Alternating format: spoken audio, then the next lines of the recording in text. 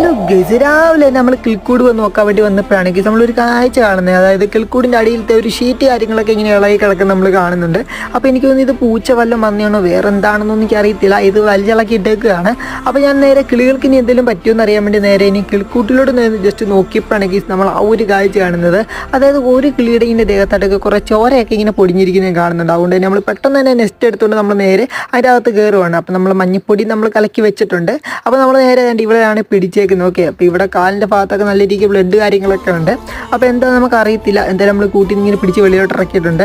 അപ്പോൾ നിങ്ങൾക്ക് കാണാൻ വേണ്ടി പറ്റുന്നതായിരിക്കും ആ ഒരു കാലിൻ്റെ ഭാഗത്തൊക്കെ ഇങ്ങനെ ചോരയൊക്കെ ഇങ്ങനെ ഉണങ്ങിയിരിക്കുന്നത് കാണാൻ വേണ്ടി പറ്റുന്നതായിരിക്കും. അപ്പോൾ എന്തായാലും ആ ഒരു മുറിവിൻ്റെ മണ്ടലോട്ട് തന്നെ നമ്മൾ ആ ഒരു മഞ്ഞപ്പൊടി തേച്ച് വെക്കുകയാണ്. അപ്പോൾ ചിറവിൻ്റെ തുമ്പത്തും കാണാൻ വേണ്ടി പറ്റുന്നതായിരിക്കും.